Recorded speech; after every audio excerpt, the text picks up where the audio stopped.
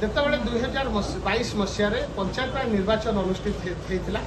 ବିଜୁ ଜନତା ଦଳ ସପକ୍ଷରେ ସମିତି ସଭ୍ୟ ସରପଞ୍ଚ ଏବଂ ବିଭିନ୍ନ ପଞ୍ଚାୟତ ସମିତି ବିଜୁ ଜନତା ନେତୃତ୍ୱରେ ଅଧ୍ୟକ୍ଷ ଏବଂ ଅଧ୍ୟକ୍ଷା ଅବସ୍ଥିତ ଅଛନ୍ତି। ଏହି ସତ୍ସଙ୍ଗ ଓଡ଼ିଶା ବିଧାନସଭାରେ ଆଜି ପ୍ରଶ୍ନ ମାଧ୍ୟମରେ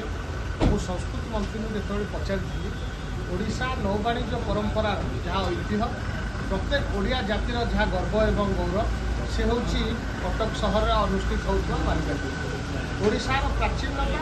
ଓଡ଼ିଶାର ଯାହା ରହିଛି ଉତ୍କର୍ଷତା ତାକୁ ପ୍ରଦର୍ଶିତ କରିବା ପାଇଁ ଏସିଆ ମହାଦେଶର ଗୋଟେ ଲାର୍ଜେଷ୍ଟ ଓପନ୍ ଟ୍ରେଡ୍ ଫେୟାର ହେଉଛି ବାଲିଯାତ୍ରା। ଏ ବାଲିଯାତ୍ରା ଆହୁରି ବିଶ୍ୱ ସ୍ତରରେ ପ୍ରତିଷ୍ଠିତ କରିବା ପାଇଁ ଆହୁରି ବିଶ୍ୱ ସ୍ତରରେ ତା'ର ସୁନାମ ଏବଂ ଗୁଣଗାନ କରିବା ପାଇଁ ରାଜ୍ୟ ସରକାର ଏବଂ କେନ୍ଦ୍ର ସରକାରଙ୍କ ପାଖରେ କ'ଣ ଯୋଜନା ରହିଛି ଆଉ ସେ ବିଷୟରେ ଯେତେବେଳେ ପ୍ରଶ୍ନ ଆମେ ପଚାରିଥିଲୁ ମାନ୍ୟବର ମନ୍ତ୍ରୀ ସନ୍ତୋଷଜନକ ଉତ୍ତର ଦେଇନଥିଲେ ଏବଂ ଗୋଟେ ସବୁଠୁ ବିଡ଼ମ୍ବନାର ବିଷୟ ହେଉଛି କଟକ ସହରର ପରିଚୟ ରହିଛି ତାରକସି କାମ ଐତିହ୍ୟ ବାଲିଯାତ୍ରା ଅନୁଷ୍ଠିତ ହେଉଛି ବିଭିନ୍ନ ଦେଶ ବିଦେଶରୁ ଏମ୍ବାସି ମାନେ ଆସି ଗସ୍ତ କରୁଛନ୍ତି ବାଲିଯାତ୍ରାର ସମ୍ମାନକୁ ଆହୁରି ବହୁଗୁଣିତ କରିବା ପାଇଁ କିନ୍ତୁ ସେହି ସମୟରେ ସେଠି ସିଲଭର ଫିଲିଗ୍ରି ଯେଉଁଟା ତାରକସି କାମକୁ ନେଇ ଯେଉଁଟା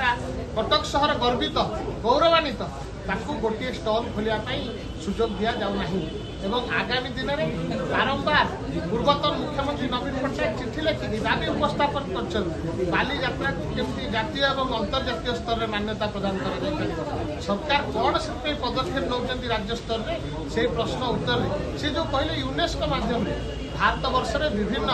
ट्रेड होची विभिन्न ट्रेड फेयर होची से विभिन्न प्रकार बुक फेयर होची ताकू नेशनल मान्यता प्रदान कर जायछि जातीय मान्यता प्रदान कर जायछि ताले बालीयात्रा प्रति कोन पे एते उदासीनता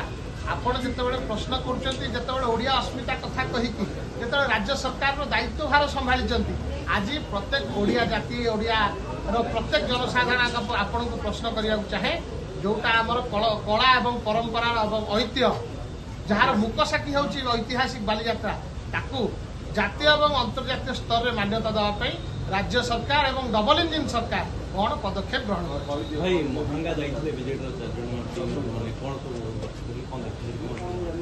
आपण को एक प्रश्न पचार चाहे 314 गोटी ब्लॉक 314 गोटी ब्लॉक रे आपण जानते ओडिशावासी ओडिशार विभिन्न जनसाधारण विभिन्न प्रांतर जितेबाला 2022 मसीह पंचायत निर्वाचन अनुष्ठित होता विजु जनता दल सपक्षरे समिति सभ्य सरपंच और विभिन्न पंचायत समिति विजु जनता नेतृत्व में अध्यक्ष और अध्यक्षा अवस्थित अच्छे यही समय जो 2024 साधारण निर्वाचन सरला जितेबाला नुआ सरकार दायित्व भार नेले ओडिशा रे भारतीय जनता पार्टी सरकार पंचायत राज इंस्टीट्यूशन होची गोटे स्वाधीन इंडिपेंडेंट इंस्टीट्यूशन ताकू स्वाधीन भाव परिचालना कर तार क्षमता और दायित्व रही एटा गोटे कन्स्टिट्यूशनल पदवी एटा कहा दया पंचायत समिति अध्यक्ष अध्यक्षा नहांती पीआरआई इंस्टीट्यूशन को केंद्र सरकार और राज्य सरकार प्रदान कर अर्थ ताकू ठीक भाव केमती ग्रामांचल में कार्यकारी करा ग्रामांचल विकास रे ताकू केमती ठीक अर्थ उपार्जन करा विनियोग करा पंचायत राज इंस्टीट्यूशन दायित्व किंतु ओडिशा रे जेकोसी ब्लॉक को आपण जिबे आपण अनुमय करेंगे आपण अनुशीलन करके देखो आपणकर गणतंत्र चतुर्थ स्तंभ केमिति गोटे सांविधानिक पद केमिति चुरमार कर दउचंती वर्तमान राज्य सरकार मु आपणक माध्यम आह्वान देवाक चाहे जदि राज्य सरकार चाहूना